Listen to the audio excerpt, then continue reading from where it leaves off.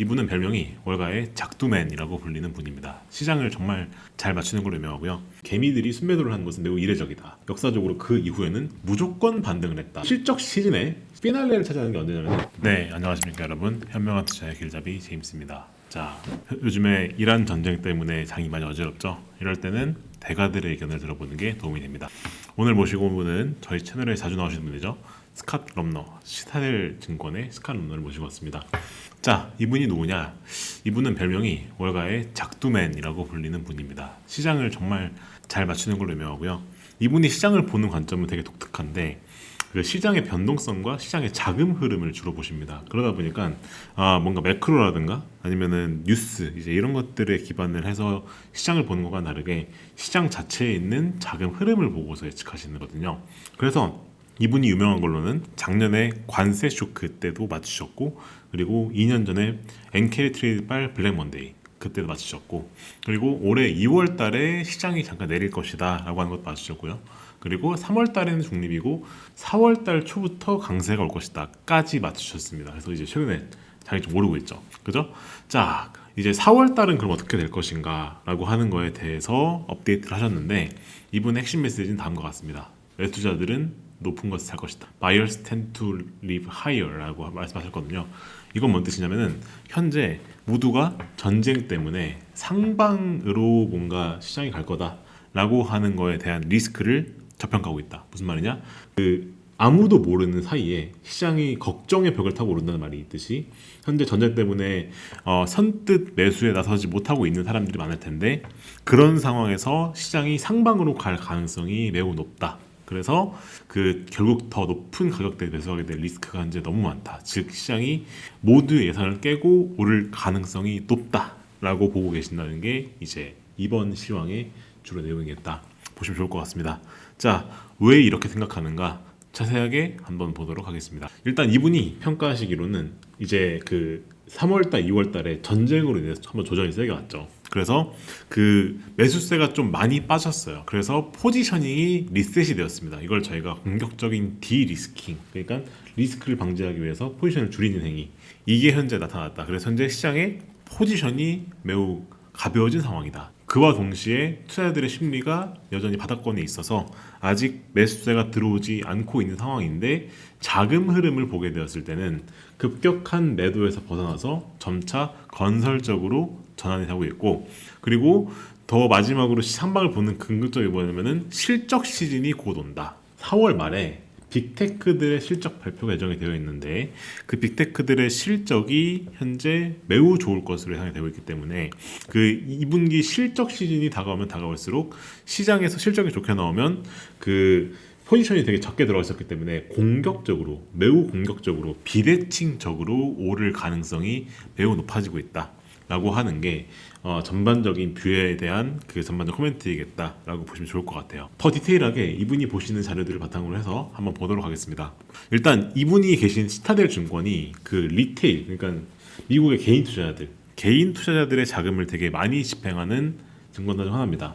그래서 시타델 증권의 내부에서 리테일의 자금 흐름을 보니까 원래 저번 연도까지 계속해서 리테일들이 시장에 참여하는 빈도가 높아지고 있었는데, 저번 달 기준으로 처음으로 급감했다는 자료가 있습니다. 즉 미국의 개인 투자자들이 이제 전쟁이 우려되어서 순매수를 잠깐 주춤하기 시작했다라고 말을 하고 있다는 거죠. 그럼에도 불구하고 2026년 1분기는 역대 두 번째로 큰 순매수 분기를 기록을 했다. 그래서 주간으로 봤었을 때, 즉 이제 분기로 봤었을 때는 순매수가 엄청 크게 된 건 맞으나 저번 달 기준으로는 조금 줄어들고 있었고, 그리고 되게 괄목할 만한 부분이 우리가 작년 재작년도까지만 하더라도 미국의 개인 투자자들이 계속 순 매수를 이어왔는데 2025년 11월 이후로 주간 기준으로 첫 번째로 순 매도를 기록을 했다. 그래서 개인 투자자들의 매수세가 줄어들고 있는 경향이 뚜렷하게 관측이 되고 있다라고 하는 게 첫 번째 자료입니다. 그와 동시에 옵션 시장에 대한 얘기도 같이 하시는데요. 원래 저번 달까지만 하더라도 리테일들이, 즉 미국 개인 투자자들이 시장에 참여하는 비중이 되게 높았다 말씀드렸었죠.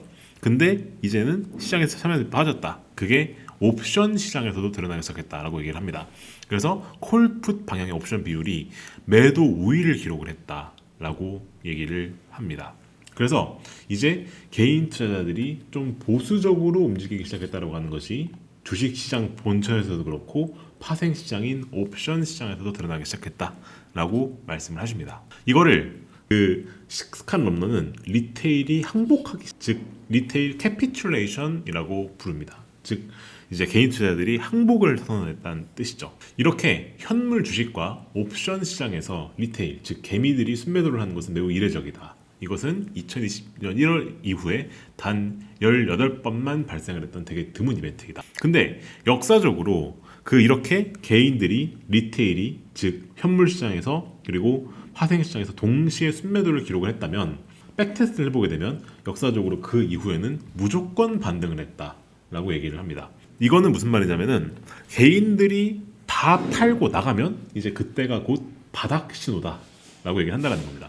그래서 이게 단독적인 타이밍 시도는 아니지만 우리가 논리적으로 생각을 해봤을 때 개인들이 다 팔고 나갔으면 이제 그 순간이 바닥일 수 있다라고 하는 거는 사실 주식시장의 오래된 경험과 비슷한 얘기죠. 그러다 보니까 이게 어떻게 보면 상방을 지지하는 근거 중 하나가 될 수가 있다라고 얘기를 하신다는 거죠. 그와 동시에 기관 투자자들의 움직임을 보게 되었을 때 기관들은 개인보다 조금 더 방어적으로 먼저 움직였다고 해요. 그래서 지수 해지를 위해서 풋 옵션 매수를 리테일보다 빨리 했었다라고 얘기를 하는데, 근데 최근 들어서는 기관들 같은 경우에는 시장에 재진입 신호가 나오기 시작했다. 최근 몇 주간 특히나 대형 테크, 매그니피센트 세븐, 그러니까 뭐 엔비디아, 뭐 아니면 구글, 마이크로소프트, 이제 그런 기업들의 저가 매수 움직임이 슬슬 보이기 시작했다.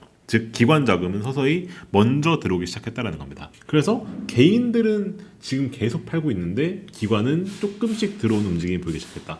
이렇게 되면은 이것이 아까 말했던 바닥을 찍고 반등을 시작하는 첫 번째 시그널 중 하나다라고 얘기를 하세요. 그리고 4월 같은 경우에는 계절적으로 주식시장에 있어서 매우 좋은 달 중에 하나다 라고 얘기를 합니다. 이렇게 되는 배경 중 하나는 뭐냐면은 세금이 움직이는 것 때문에 그런데요. 세금이 이제 마감이 되면서 세금 납부가 끝나고 이제 유동성이 들어오기 시작하는 시기가 보통 4월입니다. 그게 4월 15일 기점, 오늘 촬영하는 날 기준입니다. 이제 그 기점으로 해서 세금 납부가 끝나고 자금 흐름이 돌기 시작한다. 그래서 4월 말까지는 보통 장이 좋다라는 말을 되게 많이 합니다. 그게 이제 15일이죠. 이때를 기준으로 해서 이제 쭉 오르기 시작한다 라고 하는 말씀도 같이 겸하십니다. 자, 그래서 아까 말씀드렸던 것처럼 이제 한번 정리하고 넘어가게 되면은 일단 기관들의 매수세는 들어오기 시작했고, 그리고 리테일들은 계속 팔고 있어서 사실 전반적 투자 심리를 봤었을 때는 시장의 매수 주체인 개인이 아직까지는 완전 회복된 건 아니기 때문에 완전 회복됐다고 볼 수는 없겠지만은 이게 오히려 역발상을 봤었을 때는 기회일 수 있다. 그래서 상방으로 비대칭적인 편향이 보여지고 있다라고 하는 게 이제 중간 정리겠다라고 말씀드려야 될 것 같습니다. 자, 거기에 더해서 현재 주식의 내재 변동성도 내려가고 있다는 말을 하는데, 이건 무슨 말이냐면은 슬슬 숏 포지션이 많이 빠지기 시작했다는 얘기예요. 즉 시장의 하방을 보는 사람들이 이제 서서히 빠져나가기 시작했고, 그러다 보니까 하방을 대비하던 사람들이 다시 시스템적으로 재진입될 가능성이 높아지고 있다. 이게 시스템 전략들, 우리가 CTA 펀드라고 부르는 것들이 있는데요. 마찬가지로 CTA 펀드들도 이 시장의 디리스킹 관점에서 시장에서 포지션을 많이 줄여놨었는데 이 포지션들도 다시 들어올 가능성이 매우 높아지고 있다라고 말을 하고 있고요. 그리고 아까 말씀드렸던 전반적인 이제 그런 자금 흐름들을 보게 되었을 때 이 전반적인 걸 다 분석을 해보게 되면은 이제는 다시 올라갈 가능성이 커지고 있다라고 하는 이제 그런 말씀도 계속 드리고 있고요. 그리고 전반적으로 시장의 구조적이나 심리적인 걸 보았을 때 아까 말씀드렸던 것처럼 이제 시장의 심리가 계속 바닥을 찍고 있는 가능성이 보여지는 지표들이 계속 나와 있습니다. 여기 있는 것들은 이제 계속해서 아까 말씀드렸던 것들에 대한 다시 한번 리마인드 지표들이 보시면 될 것 같고요. 또 하나 중요한 내용이 있는데 뭐냐면 2분기 실적 시즌에 대한 얘기입니다. 아까 제가 서두에 말씀드렸던 것처럼 4월달 말, 그러니까 4월 중순부터 시작해서 4월 말까지는 본격적으로 2분기 실적 시즌의 개시가 시작됩니다. 근데 이 2분기 실적에 대해서 보게 되면 일단 현재 시장이 어느 정도 좀 내려온 상황이기 때문에 시장의 밸류에이션, 즉 이제 시장이 얼마나 실적 대비 저렴하냐라고 하는 것은 밸류에이션이 개선되기 시작했습니다. 그래서 현재 S&P 500이 불어들이는 수익 대비해서 주가 수준은 매력적인 수준까지 좀 내려온 상황인데 거기에 더해서 현재 이 시장에 있는 그 실적이죠. 실적에 대한 추천치는 올라오고 있어요. 무슨 말이냐? 시장의 실적이 좋을 것 같단 말을 한단 말이죠. 그래서 2분기에도 빅테크들을 위주로 해서 실적은 좋을 것이란 말을 계속해요. 무슨 말이냐면은 AI로 인한 그런 투자 그리고 AI로 인한 그런 추가적인 수익 모델 이런 것들은 이제 2분기 실적에는 반영돼서 좋을 거기 때문에 실적은 좋아질 건데 현재 주가는 내려온 상황이다. 그렇기 때문에 2분기 실적이 발표가 되면은 아까 말씀드렸던 그런 가벼운 포지셔닝들 그러니까 이제 아직 시장에 자금이 안 들어왔잖아요.